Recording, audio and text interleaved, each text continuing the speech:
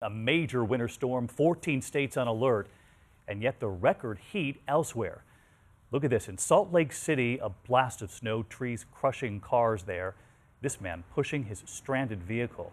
Here in the east, 30 degrees warmer than usual. In Washington, D.C. tonight, the cherry blossoms are out.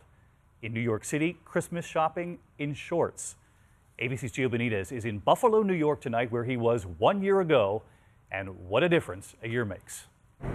Tonight, a new storm pummeling the west, downing power lines in Salt Lake City, stranding drivers in Washington state, high winds snapping trees in the Bay Area.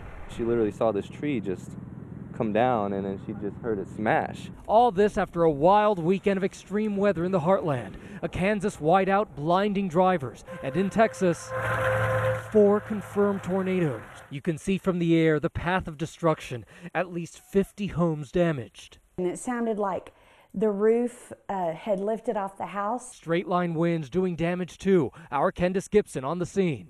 Here in Lufkin, Texas, 40-mile-an-hour winds did this, knocking over 64 freight train cars as if they were toys. Meanwhile, the east still waiting for winter. This was the scene in Buffalo last year. The temperature right now, it feels like 1 degree. And behind me, that is a car completely buried in snow. And take a look at this spot right now. No snow. In fact, Buffalo hit a record high today of 71 degrees on a December 14th.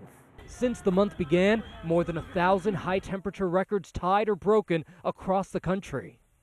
And tonight here at this ice rink, hundreds of people were expected on their skates. But just take a look. It looks more like a swimming pool. No skating here, David. What a difference, as we said, a year makes. Gio, thank you. Let's get right to meteorologist Ginger Z, because you're tracking the storm system, the heat, and what it's going to look like come the holiday. All of it. I've got a lot coming up here, David. Let's follow Richmond, Virginia. We did it again today, record high. From there to up to Rochester, New York. Those mild temperatures are going to be in place for most of the week in the area that you see highlighted there.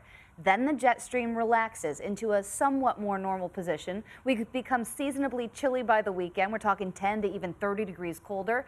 But by next week, when everybody's wanting a white Christmas, it does not look good. That jet blocks out the polar air. We stay above average. We're watching, too, that storm in the Rockies all the way through the northern plains. Could see anywhere from 4 to 8 inches. Lots of cold and wind. All right, tracking it all through GMA. Ginger, thank you.